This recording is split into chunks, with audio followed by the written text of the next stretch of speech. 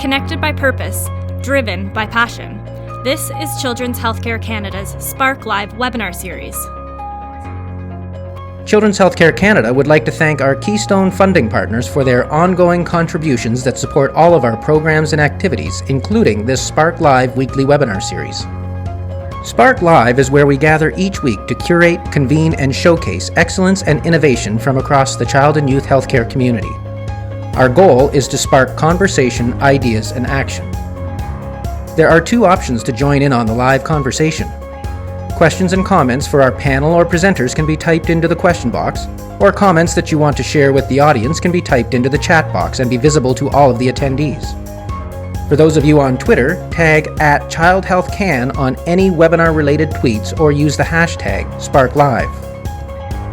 And to keep up to date on all of Children's Healthcare Canada's webinars and other activities, be sure to sign up for our weekly Spark Bulletin by visiting our website at childhealthcan.ca.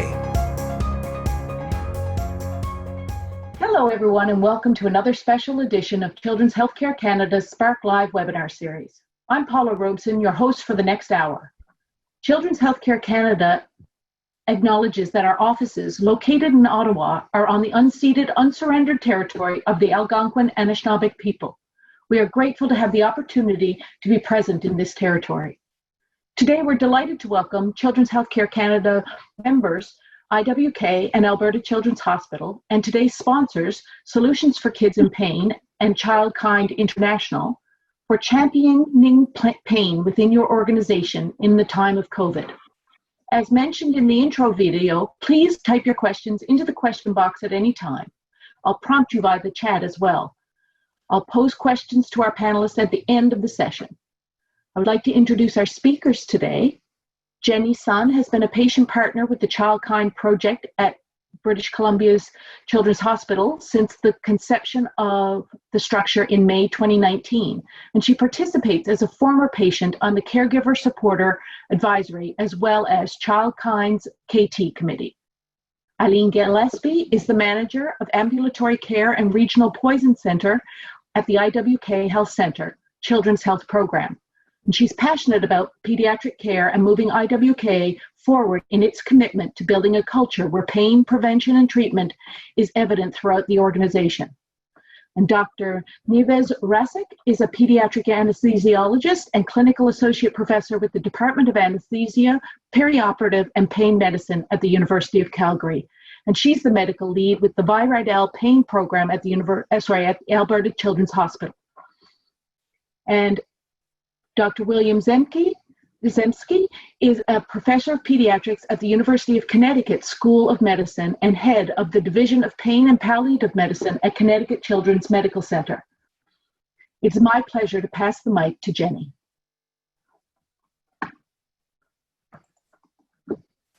Hi everyone, my name is Jenny, and I'm really happy and excited to be here today to share with you my personal experience with chronic pain and how that has led me to become actively involved in the Childkind Project at BC Children's Hospital. I began my medical journey starting as a patient when I was diagnosed with scoliosis at a young age. I lived with chronic pain and discomfort for many years, and it was really my battle with pain that has sparked my interest in the healthcare field. I knew what pain felt like, but I didn't know why or how it was happening. So at Shriners Hospitals for Children, I began my research, focusing on improving post-operative pain management in pediatric patients undergoing spinal fusion surgery. From my diagnosis to my 2 spinal fusion surgeries, I learned that despite the medical expertise I received from healthcare professionals, I desperately lacked a peer support network where I could gain some insight into finding and navigating community resources regarding pain. Creating a peer support network can also allow patients to share personal stories of managing pain, including the fears, barriers, struggles, and also coping strategies and ways to listen and provide a supportive presence that can help decrease isolation and foster social support. I look for opportunities to apply what I learned and gain from my experiences in a broader context. And that's when I joined the team at BC Children's Hospital to help implement novel pain education proposals with the Childkind Project. As a member of the advisory committee and the Childkind Knowledge Translation Committee, We listen to input from patients and families and proactively incorporate their feedback into the hospital's pain assessment and management curriculum. The committee is incredibly receptive to the patient partners' inputs as we value their lived experience and are looking at policies and ways to improve pain management. From my experience with pain and from also listening to the feedback from other patients and their families, I learned that pain management, especially during COVID-19, should focus on 3 factors. The first factor is accessibility, which means offering patients different resources and identifying new innovative ways for more pediatric patients to participate in programs and to utilize resources dedicated to pain management. Number 2 would be commitment. Pain is an incredibly hard problem to address, but just because patients might not be responding to their current pain treatments, it doesn't mean they have to figure it out on their own. Maintaining high and consistent standards and treatments for patients should be held at a high priority for all healthcare organizations and institutions. And last but not least would be respect, which is recognizing that patients and families are directly dealing with pain and they're experts on pain as well. That's why including patient partners in the Childkind Project is crucial in creating a successful pain management curriculum. Hearing the voices from people dealing directly with pain is such a valuable resource. Our committee reviews case studies to identify gaps that have uncovered systemic issues within the hospital related to pain-centered care. Our goal is to establish collective recommendations to facilitate pain education curriculum development at BC Children's. We all acknowledge that pain affects a patient's quality of life and can produce anxiety and emotional distress. However, in the current state of a pandemic, these adverse effects of pain are highlighted even more. One of the main focuses that our Childkind Committee patient partners have identified is the need to increase peer support for children with chronic pain. It is very clear that the patients and families want and do value peer support, as pain can lead to patients to feel isolated, helpless, and depressed. To keep pain a top priority, we are brainstorming ideas and planning new ways to establish a network dedicated to peer support. A peer support network can nurture a community where patients can communicate with each other, and patients have expressed interest as they know they will feel more reassured knowing that they can reach out at the tip of their fingers and connect with people who have had a similar experience to feel supported and empowered during a difficult time. During COVID-19, it has never been more critical to find new ways to connect, especially for patients who may already feel alone and depressed when dealing with chronic pain. Having a long-term peer supporter is valuable because patients can experience complex pain that requires lifelong management. The pandemic has also taught us that human contact and having social support is more important than we may initially have thought.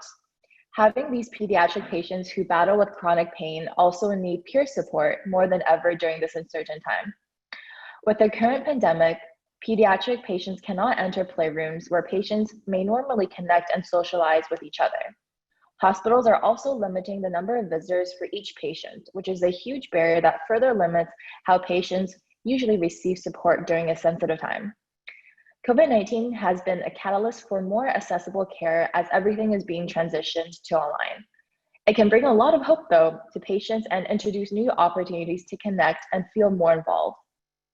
Our committee has also discussed the importance of offering pain management resources to both patients and their families, such as Pain 101 curriculum, which is a cognitive behavioral therapy resource for outpatients, focusing on giving youths ages 12 to 18 strategies for managing pain independently. The curriculum includes teaching patients goal setting, sleeping, meditating, and relaxation techniques. It also teaches patients ways to identify negative thinking patterns and techniques to counter those thoughts.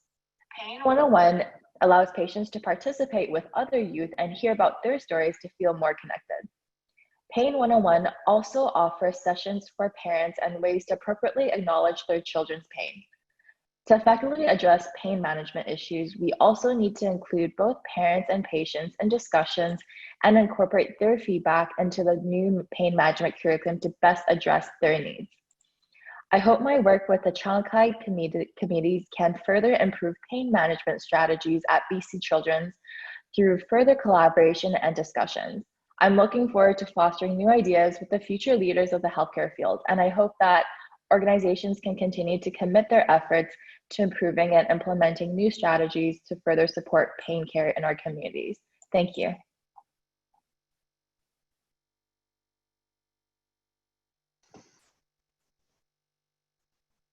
Thank you, Jenny. Well, we'll just get ready for our next speaker.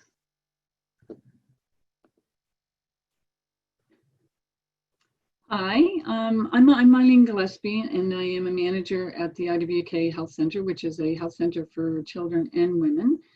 And I was asked about a year ago to lead a project looking at our pain practices and policies, you know, to ensure that we were doing the best we can to prevent and treat pain in our health center. So part of this work was looking to improve our approaches to pain management, by utilizing the 5 principles set out by the Childkind International. And you'll hear more about Childkind later on in this webinar. So many of our colleagues in other pediatric health centers had achieved this Childkind designation, which recognizes best practices in pain management. And we knew that it was something that we absolutely wanted to strive for as well. So one of the first areas that we felt we could improve was how we managed procedural pain like needle pokes, because we all know that it's well documented that that's probably one of the biggest fears of parents and children when they come into a medical facility, is the fear around needle pokes. So while our teams do a great job and they do their best, we knew that there was also some room for improvement there. So we were very fortunate actually to partner with our colleagues at Minnesota Children's, Donna Ewell and her team, and implemented a program that they had developed called Comfort Promise. And this program involves offering patients and families 4 steps to help prevent and treat needle pain. And the steps are distraction, comfort positioning, sucrose for age-appropriate patients, and numbing the skin. That all sounds very easy, right? No problem. Well, not really that easy. We realized that there were policy changes that we needed to make to advance the use of sucrose, as well as to make over-the-counter topical analgesics available for use in the blood lab and other areas where they were doing procedural pain. And this is not easy work. Policy changes can be difficult. There's many stakeholders. There's many people that need to be consulted on it, many committees for these things to pass and go through, and involves an awful lot of patience.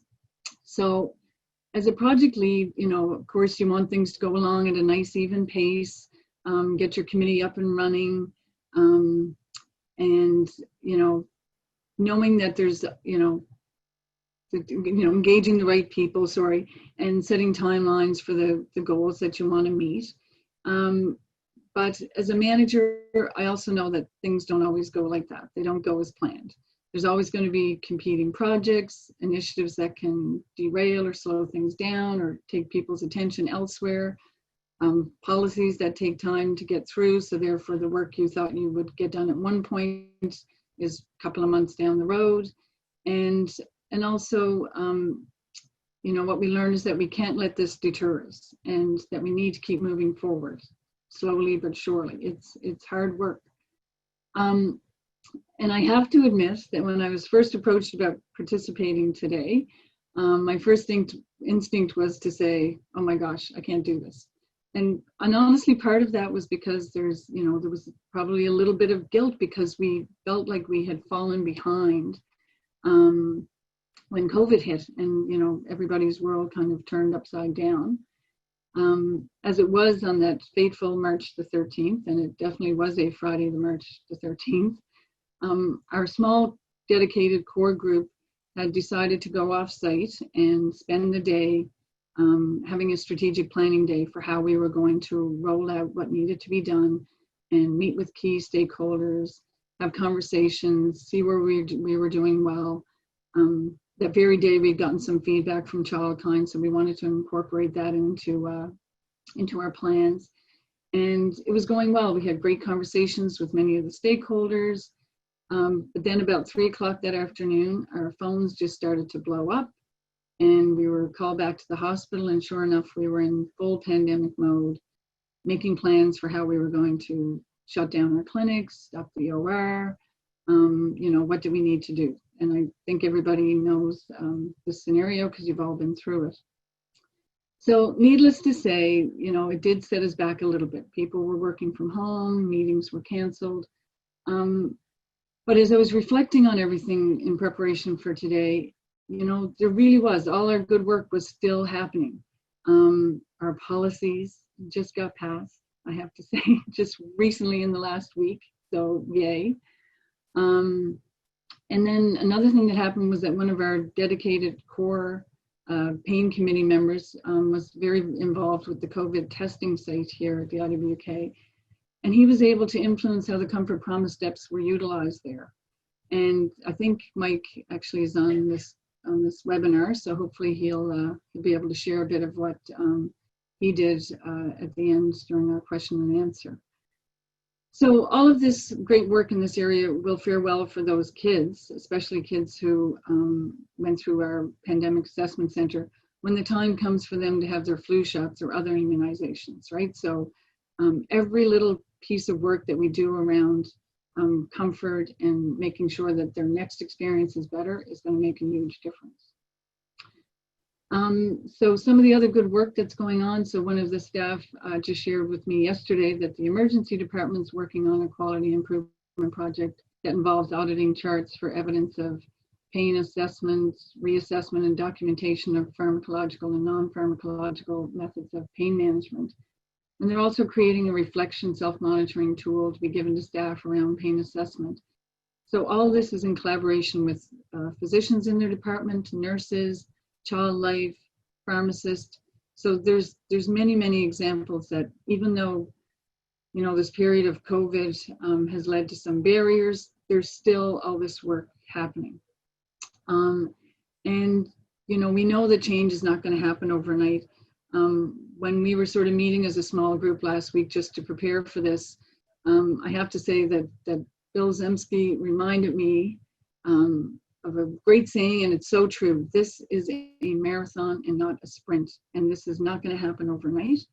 And anyone, who's out there looking at, improving the pain management in their own organization, whether it be a big health center or a small health center or physician's office or wherever in the community, all these things do take time, and just be patient with it, but just keep plugging away at it.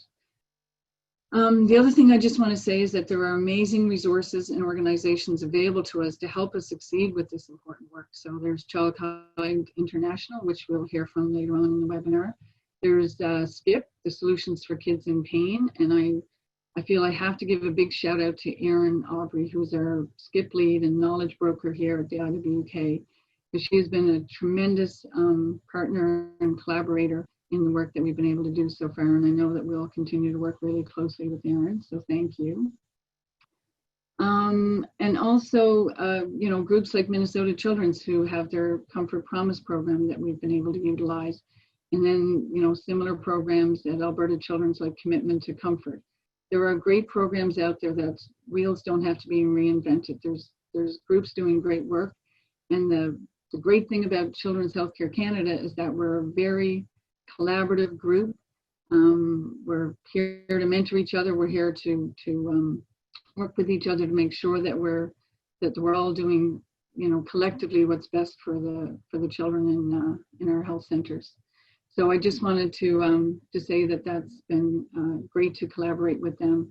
And I do have to say that I've referred quite often to their pain toolbox that's on the Children's Healthcare Canada site many times over the last year as we continue our work. And I would suggest that people look into that on the Children's Healthcare Canada site. It's under the collaborative practice groups, I believe it is. Anyway, so that's just a little bit about our journey so far, and I'd be happy to take any questions at the end. Thank you. Thank you, Dr. Gillespie. And now it's Nivez. Hi, thank you, Paula. And I just want to thank Children's Healthcare Canada for organizing this webinar, to Skip and also Childkind, my co-presenters, and for everybody joining today. I work at the Alberta Children's Hospital in Calgary, and I'm going to use some slides just to sort of highlight a few points that I think are important. And I already echo a lot of the comments that Eileen has made, and acknowledge Jenny's journey, which is so important just to kind of ground us as to why we're all here trying to make pain care better for children. I'm just going to share these slides.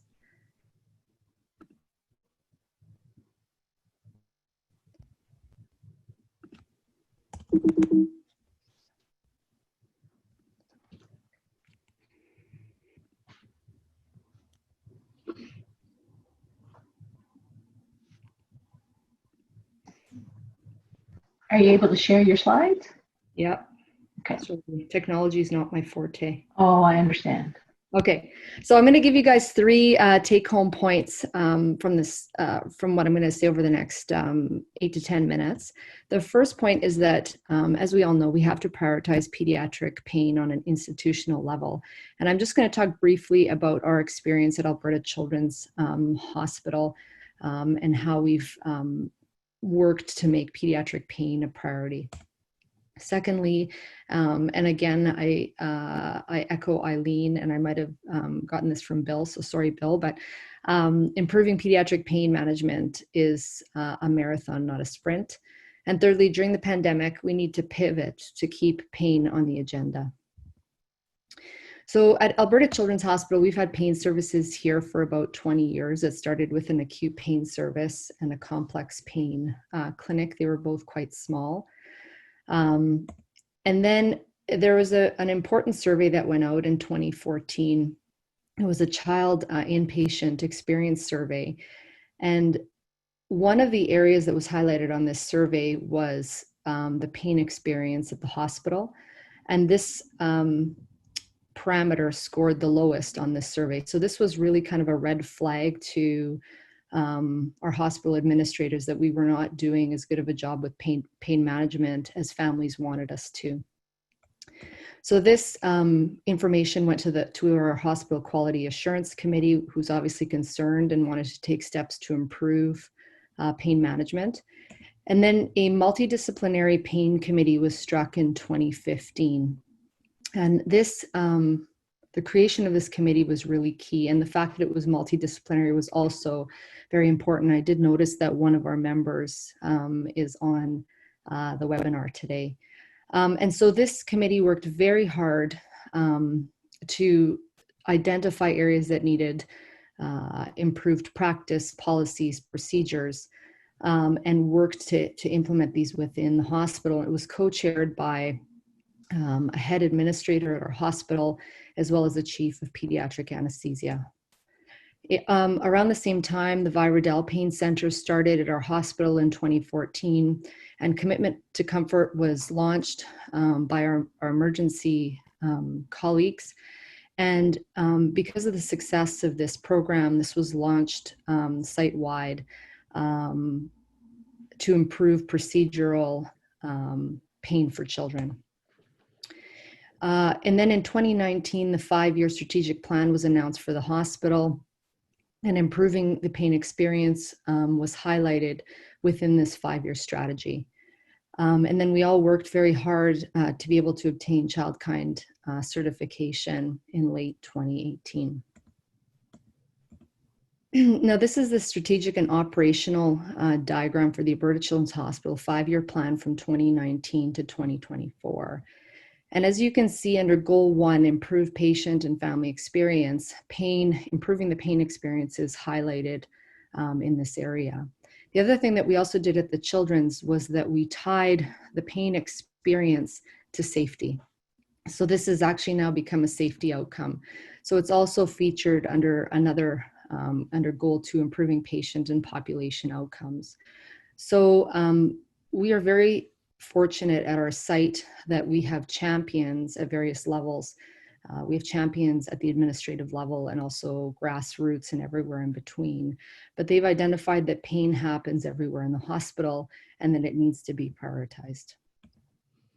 So as I mentioned, we've had support from the strategic and operational level. We've had a huge amount of support and direction from the pain committee. And then our programs, including Commitment to Comfort, Comfortability, the Viradel Pain Center have all worked very hard to prioritize pain. And obviously we're keeping patients and families at the center of all this. And the second point is that it's a marathon, not a sprint. This is our team from a couple years ago. And when COVID came, as with everyone, it was a bit of a weird time. And some people were very busy, but a lot of our members had time because they didn't have to go and work in other areas at that time. So we sort of took that time to work on projects that desperately needed our attention that we hadn't gotten to. And so we leveraged healthcare professionals that weren't directly involved in the COVID crisis and were able to get a lot of the work done on the ground within the pain program during those months between March and August. And the third point is that we need to pivot to keep pain on the agenda. And I just want to echo what Eileen said here. We do have Commitment to Comfort at the Alberta Children's Hospital. For us, it's a 6-step plan on how to ensure that children who have skin-breaking procedures have as good of an experience as they can under these circumstances. And so we've also now been focusing on implementing Commitment to Comfort for immunizations, as that's now become a push, especially with flu season coming up and also with COVID procedures. The other note I'm going to make is that over the last 6 months, I think I'm not alone when I say that the focus really has squarely been on COVID, and most people are experiencing some element of COVID fatigue.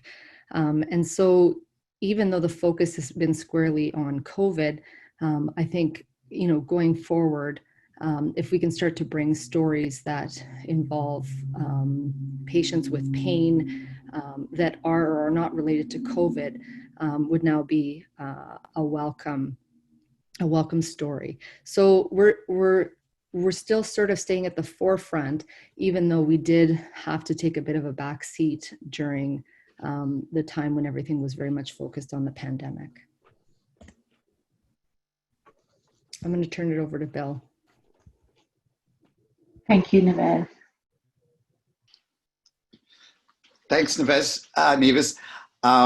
Thanks for having me. I always get excited to do things with folks from Canada, and even though I can't come to Canada, I'm always jealous of all the great work that you guys do there. So I'm very pleased to be here with this great panel. It's nice to see Jenny and Eileen, who I haven't met before, and see them getting involved in this important issue. People have talked, and Neves just mentioned the word pivot. I like to use the word flexibility. And also that comment about, the marathon, not a sprint. And, what I've been doing this 20 years. So just to give you some background, Neil Schechter and I started the pain program at Connecticut Children's in 2001. Neil had been at a small community hospital, St. Francis Hospital, where he first developed really the construct or the idea of a child-kind-like initiative and he called it the Ouchless Place. And it was first developed on a very small small pediatric floor in a community hospital. I think they only had 10 or 11 beds.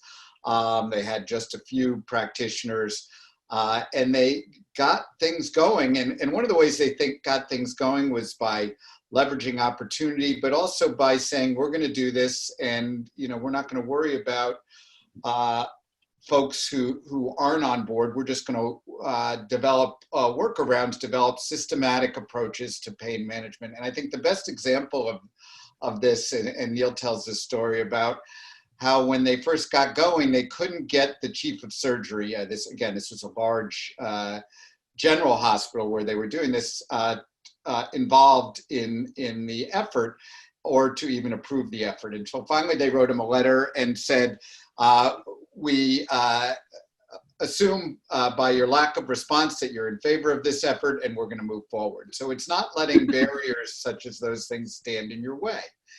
And it's really about, in its term, it's a marathon, not a sprint. Listen, we've been doing this 20 years.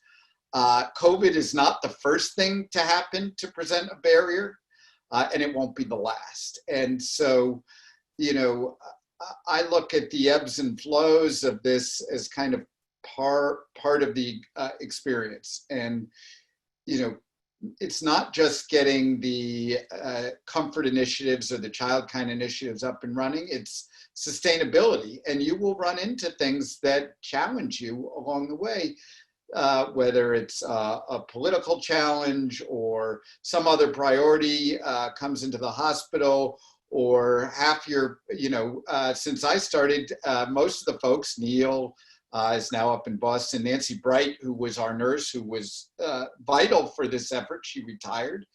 And so all of a sudden I was by myself trying to move this effort along, and you can't do it by yourself. So you have to kind of be flexible and pivot and find new colleagues who you want to get into this role. And I found, we've really moved into new frontiers just with changes in personnel. So there's always a challenge.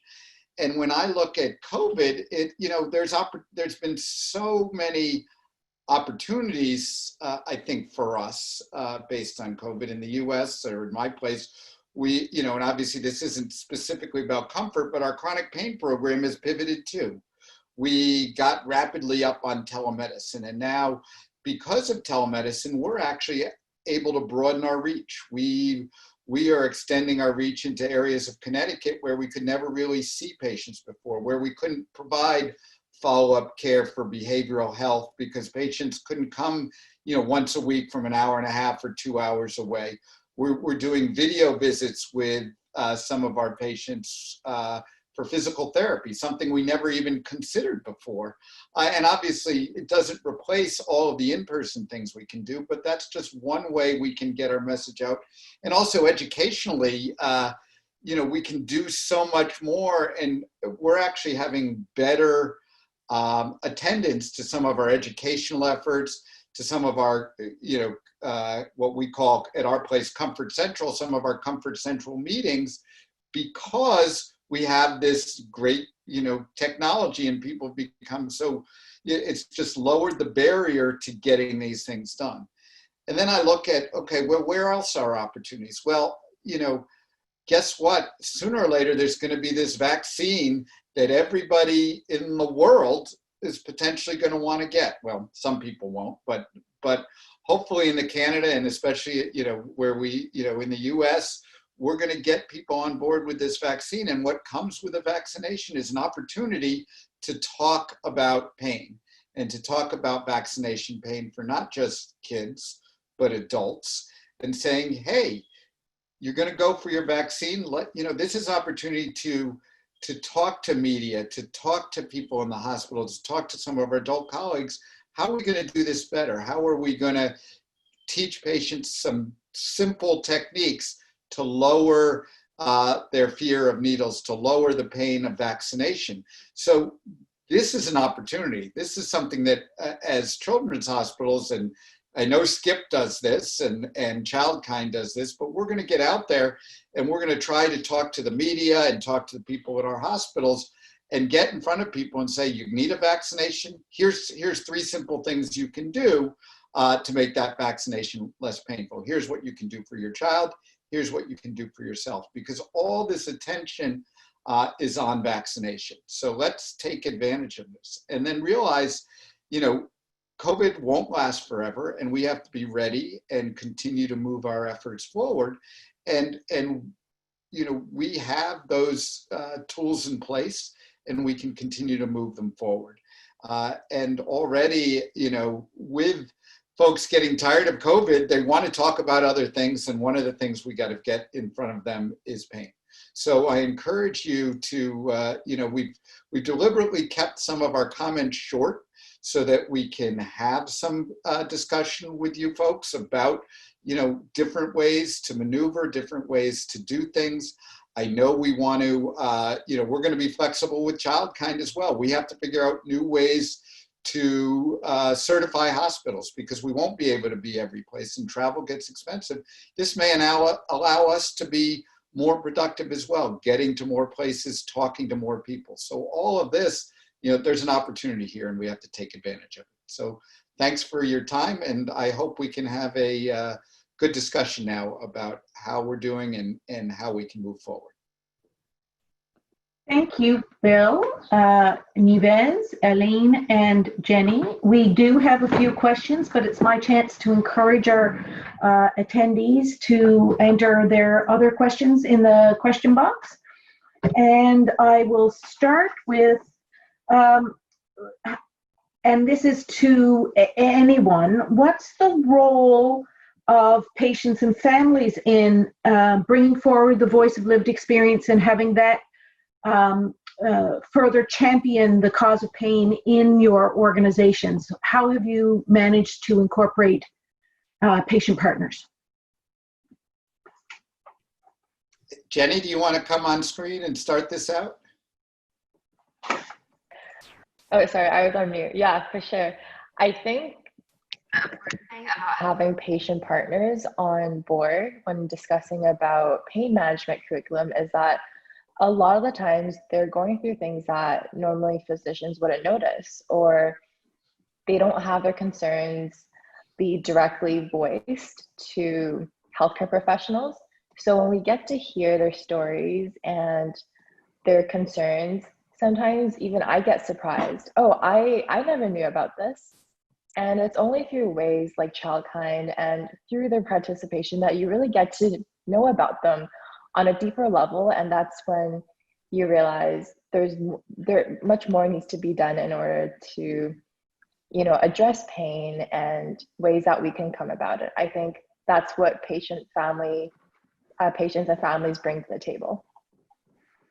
Thank you, Jenny. And as a follow-up, there's been a request for whether or not the Pain 101 resources that you talked about are available for others to share. Right. So currently we are in the process of getting everything transitioned to being online. And because of COVID, things have really slowed down the process. But that's something that Susan, our childkind manager, has been really pushing.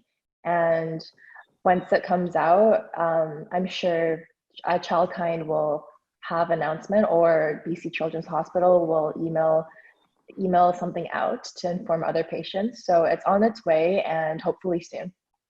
Wonderful, thank you. Anyone else care to comment on patient voice, patient partnerships in championing the cause at the organizational level? Hi, it's so Eileen. Jenny, just out of curiosity, because we do offer Pain 101 at the IWK as well, which is a tremendous program, and the patients and families that have participated in it have really benefited. One of the challenges we have with Pain 101 is actually filling the spots, because people have to travel to our health center to partake in it, right? So I'm just wondering, is there any talk about offering that virtually at all? Like, I know that, Right. So when we look at the barriers of COVID and what Bill had said, yes, definitely the advantage of now we can offer our appointments virtually, but I'm just wondering if that course, would you see it being as advantageous to take it virtually as you would in person? I know that it's very much a participatory course, so I'm not sure if it would be the same. What are your thoughts?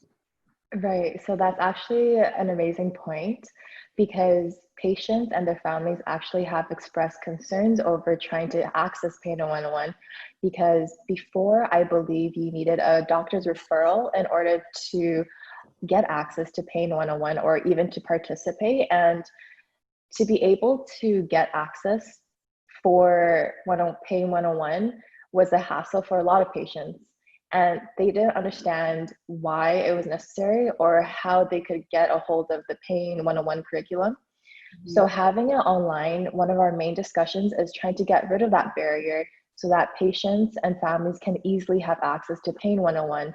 And I think having it online, especially during this really difficult time, has never been better. And I think even after, like what William has said, COVID isn't going to be here forever. And even once the pandemic is over, I think having Pain 101 online is going to be a tremendous help for everybody involved. Yeah, great to hear. And just on that point too, we definitely, when we formed our steering committee to start our work, definitely the patient and family voice was very much a part of that. And on that strategic planning day that we had on the Friday the 13th, we did hear some great feedback from our family reps. So very instrumental in how we're going to move ahead with our work. So yeah, very important. Wonderful. I would echo what Eileen and Jenny have said as well. We have patients on our pain committee, and their voice is obviously very important. We have patient representatives both on the clinical side as well as on the research side, patient partners with all the grants and research that we do. And I see that Katie Burney is on as well, who leads a lot of that work. So yeah, I think we all know how important it is to keep them front and center. And let me just, I've really grown to understand the value of the patient experience and the patient voice in a couple different ways. One is just getting in chronic pain, getting communities of patients together is something we didn't used to really understand the value of, and in fact, for a long time, we really discouraged that connecting of patients. And what I found is more recently is getting kids with chronic pain together is incredibly valuable for them. And maybe one of the most therapeutic things that we can do for kids is help them meet up with other kids who are experiencing similar symptoms. The other thing I'll say is a lot of my work has been done in sickle cell disease, and that's another area where the patient experience and the patient voice, I think, is crucial. There's a lot of bias around the care of individuals with sickle cell disease. So if you can connect those individuals with practitioners, I've seen in forum where we've done that, that can be really valuable. So they can hear about that experience and talk to a patient when they're well and not in the midst of pain, but then hear about their experiences can be really valuable as well. And in the chat, Laura has commented that Alberta Children's is doing comfortability via Zoom and wonders about the benefits and challenges that folks on the panel might be able to speak to with regard to switch to Zoom. That's Laura's our amazing clinical nurse specialist within our program. And we ran Comfortability, which is the program out of Boston, at least a couple of times a month regularly. And it was for our chronic pain population. It was very, very well received. And so again, just like everybody, when COVID came, it was a bit of a shock. We weren't allowed to have groups together in a room for most of the day. So as we mentioned, our psychologists were able to pivot. So that's Joanne Ballily and Katie Burney, and offer Comfortability by Zoom. And again, that's really well received. And I agree with what Bill had mentioned. We have a large geographic area. So having people be able to join via Zoom and not have to travel all the way to Calgary is a huge benefit. And I actually think we're reaching out. I think we're servicing previously underserviced geographical areas of our province and beyond much better than we were before. So kind of one of those unintentional benefits of COVID. Yeah, Alberta is a tad bigger than Connecticut, but I will say, and I failed to mention, we just actually, tomorrow night, we're going to launch a new headache group that we've never done before. It'll be a group program for kids with chronic headache. It'll allow them to come together via Zoom. It's going to be a combined medical and psychological behavioral health group. And we've had real trouble organizing groups, weekly groups for kids for other group behavioral health programs because people don't want to come to the hospital every Tuesday at 5 o'clock. They just can't make it. So again, this virtual, whether it's comfortability or a weekly group or whatever it is, I think there's some real opportunities to do novel, interesting things to get patients and clinicians together in new ways. Well, and on that note, Katie has typed in a plug, and I'm going to be shameless about it as well, that SKIP and the Canadian Foundation for Healthcare Improvement have a call out currently for virtual care solutions for young people with chronic pain in their families. And that call actually ends today. So it might be too quick notice, or it might give you an incentive to jump on. And some of these innovations will be shared in a pre-conference workshop at the Children's Healthcare Canada conference in November, and that'll be a virtual event as well. And one other thing I will mention, I did a virtual Facebook Live yoga session from my backyard for a Healthy Families thing. So if you want me to do any poses at the end of this, I'll be happy to. Katie also makes the point that it's going to be important to engage with patients and families and co-design the virtual interventions with them to be sure that we're doing it the way that makes sense to them as well. And evaluating it, of course. Yes, evaluation is key. That's really, really important. I don't know if you have any more questions, but I did want to share just this week. So when I was talking about our policy work and the topical one sort of probably being the biggest one, and what we really wanted to implement was getting that into our blood collection lab, right? Because, couldn't even share these comfort promise posters yet because one of the choices was topical. So until we could get that in place, we couldn't even really move that forward. So of course, this when, pre-COVID, when we were meeting with the lab, this was proving to be a bit of a challenge, right? Because kids come in, families come in, they take a number, they sit down, they get called for their blood work. So by introducing, a numbing cream, all of a sudden we're adding a half an hour to that appointment, right? So, trying to get buy-in from lab staff for this was a bit of a challenge. So fast forward, COVID happens, and now all of our blood work has moved to an online booking system. And so we're seeing this as an advantage because as families, call in and book their phlebotomy appointment, we're hoping that we'll be able to put a little blurb on their confirmation email that will say, here are some things that we can offer within the blood collection lab. And one of them is a numbing cream, which you can go and pick up at your pharmacy, and therefore they can put it on before they come. So that kind of eliminates that barrier that we first saw in that, this was going to take extra time and whatnot. So I don't know, I just, there's opportunities that have happened with COVID as well. So. For sure. How do each of your programs, so you've mentioned comfortability, commitment to comfort, comfort promise, help organizations in child-kind certification? Well, I guess it satisfies certainly one of the key principles, and that's that we're offering good guidelines and protocols around pain management, because it's offering for that particular procedural pain or needle poke some options that will help them to manage their pain.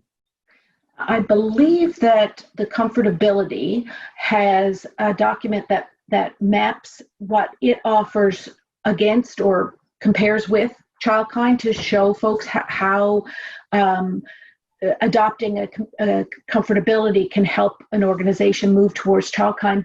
Do you know if similar documents exist for the other initiatives that you're using?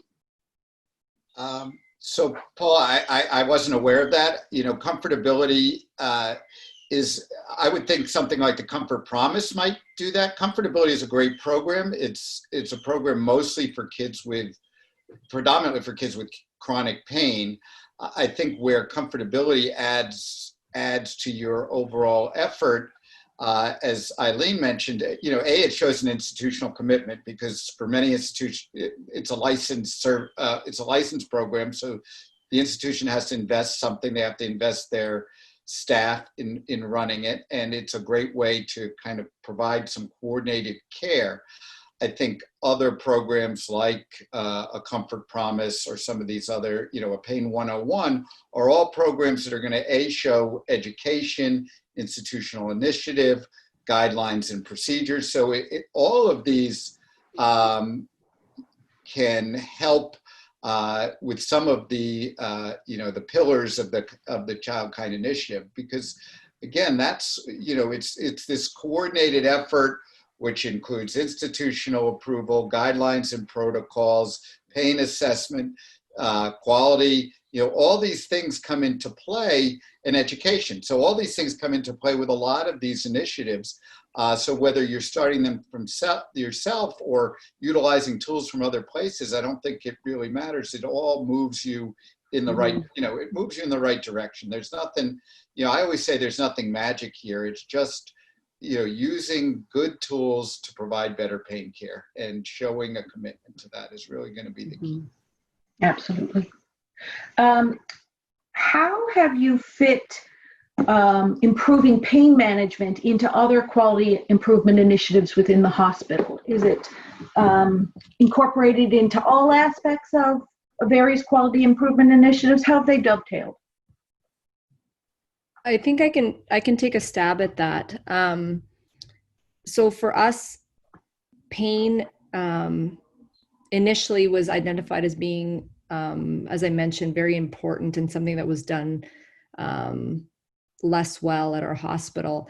But then we were able to, and by we, I mean not me, but the other really smart people at my hospital, were able to sort of tie the pain outcome in as a quality measure, also tying it to a safety measure.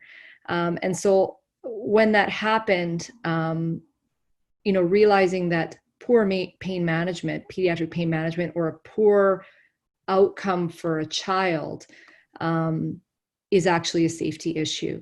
So now this is something that's getting more attention, not just specifically in the world of pain, but also in the world of quality and in the world of safety. So I think that was something that was done that really helped a great deal to ensure that pain remained front and center at our site. Thank you. Yeah. Go ahead.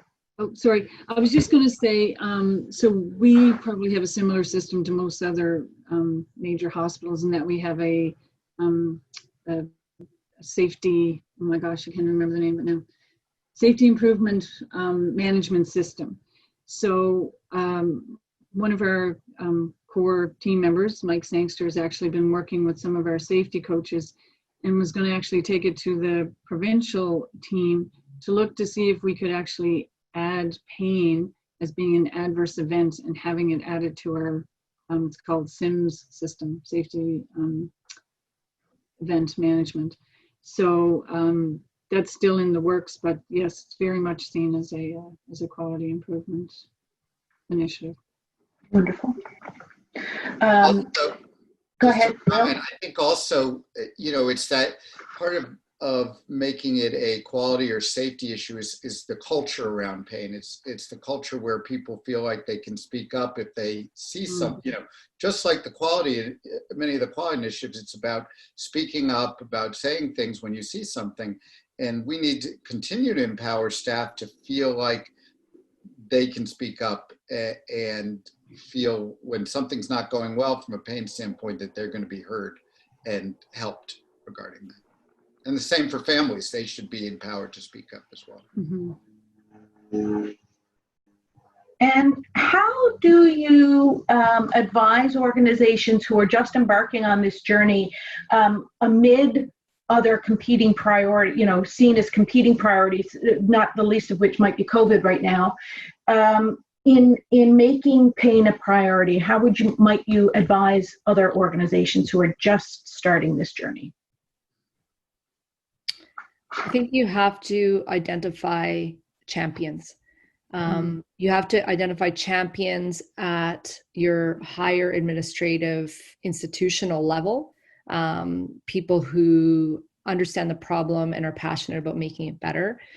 And then grassroots. So frontline workers, they see a problem, they think it's not okay to hold the child down, to do a procedure in a way where pain is not something that is being managed well. And so if you have it at the top and you have it at the bottom, that support, and you have it throughout, then now you have a movement. And I think that's one of the important things. Then it's much easier to get, your policies that you write, get them accepted, get the training on the front line done, and start implementing these things. So that I think would be my biggest piece of advice. And also realizing that pain is everywhere. So, it's not just the chronic pain patient in the clinic, or specifically the child who just had surgery. It's involved in all kinds of different ways in the hospital. It's one of those things that's really ubiquitous. So sort of taking a look, even things like CAS clinic, for example, I mean, pain happens everywhere. So if we can start to identify where that is and sort of cast a bit of a wide net, I think that is something that is really going to help, because then you're going to create a movement, and then you're going to be able to create change. Mm-hmm. And the other thing to consider, and I didn't think about this when I was sort of prepping for this, but pain has different words for different populations. So for instance, our Indigenous population doesn't really use the same words to describe pain. So, and I don't know if Margot Latimer is on this webinar or not, but she's one of our pain researchers who's doing a lot of work with the Aboriginal community to ensure that their voice is heard, and that it's heard in a way that's reflective of how they perceive pain and how they describe it. So we haven't connected actually since this COVID started, but this is a good sort of poke to me actually to get in touch with her again to make sure that we continue that journey around that side of the pain management. Yeah. Wonderful, thank you. There are no other questions available in the question box, and I'll sort of pose one as a last off. Each of you is working within different institutions to improve pain management for children and their families. How can we all work together better to create the systemic change that needs to happen across organizations, across jurisdictions? Any last minute thoughts on that?